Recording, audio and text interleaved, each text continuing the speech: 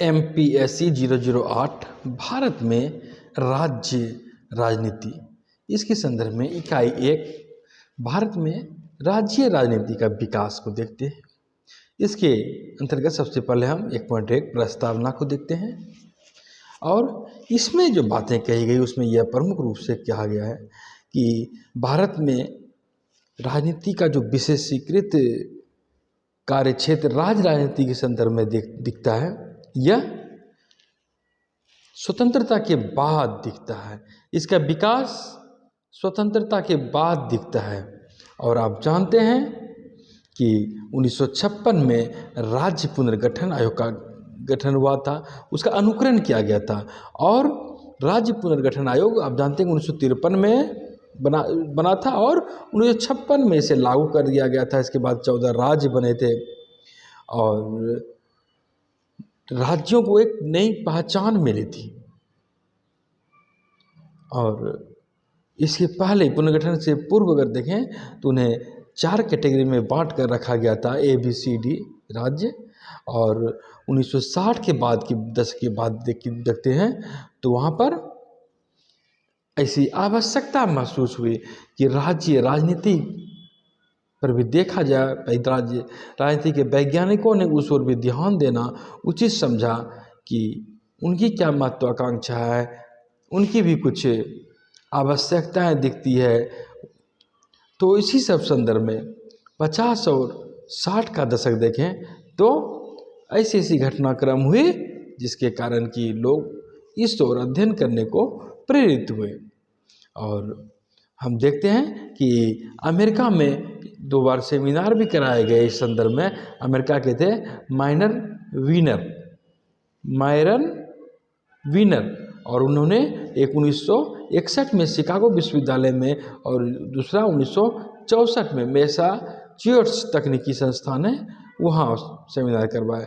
और कहा जाता है कि जो है 17 में से 9 राज्यों पर विद्वानों ने अपने अनुभव प्रस्तुत किए और 1961 में एशियन सर्वे में उसे प्रकाशित भी किया गया।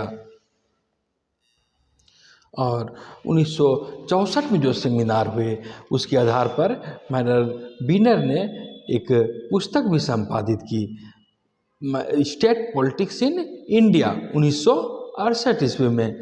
और हम देखते हैं कि उसी तर्ज पर इकबाल नारायण ने भी 1976 में एक पुस्तक प्रकाशित की, स्टेट पॉलिटिक्स इन इंडिया। उन्होंने भी एक पुस्तक संपादित की थी और इन्होंने अपने पुस्तक में सिर्फ 9 राज्य को ही नहीं देखा था बल्कि जम्मू कश्मीर के साथ साथ सभी राज्यों की राजनीति को ध्यान में रखा था।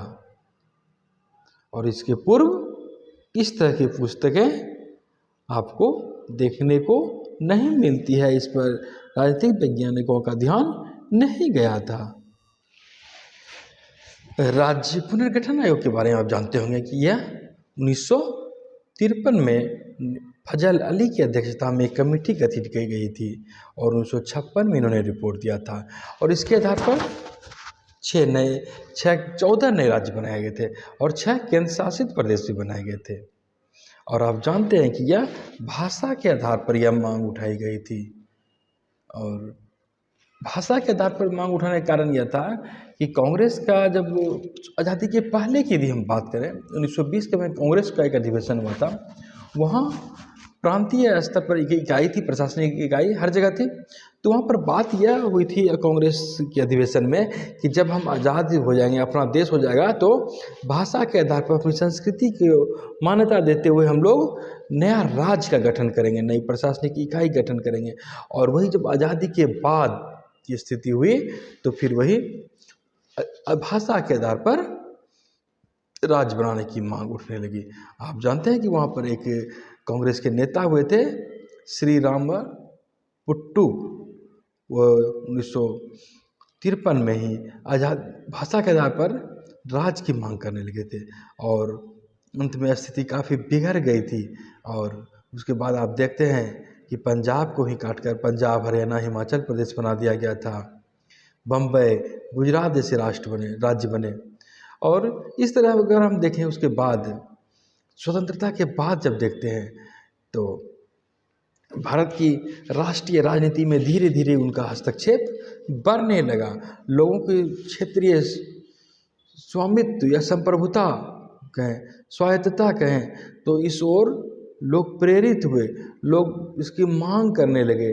और भारत की राजनीति में इसके बल्कि कहें कि राष्ट्रीय राजनीति की परिधि से निकल कर यह केंद्र की ओर उभरा। और आप जानते हैं कि 90 के दशक के बाद, इसके पहले अगर आप बात करें कि 1967 तक अगर देखें तो वहाँ तक आपको एक क्षेत्र कांग्रेस की स्थिति दिखेगी, केंद्र में भी और विभिन्न राज्यों में भी कांग्रेस पार्टी की सरकारें। लेकिन नेहरू की मृत्यु के बाद ऐसा लगा कि कांग्रेस की फुलवारी भी उजड़ गई। विभिन्न राज्यों में धीरे धीरे कांग्रेस का कम होने लगा सीट और क्षेत्रीय दल उभरने लगे।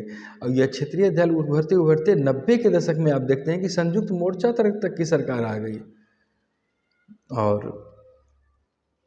जो कि पहले कहीं नहीं थे वे केंद्र के मुकाबले दूसरे दर्जे पर आ गए और राज्य राजनीति में स्पष्ट भागीदार बनने लगे। और राज्य के साथ साथ केंद्रीय स्तर पर आप देखते हैं, राष्ट्रीय राजनीति में भी देखते हैं, विभिन्न क्षेत्रीय दल का प्रतिनिधित्व निरंतर बढ़ता चला गया। मुख्य जो राष्ट्रीय पार्टी थे उन्होंने भी क्षेत्रीय राजनीतिक दलों से गठबंधन कर अपना वर्चस्व बनाए रखने में कामयाबी हासिल की। गठबंधन की राजनीति का दौर चल पड़ा, आप देखते हैं।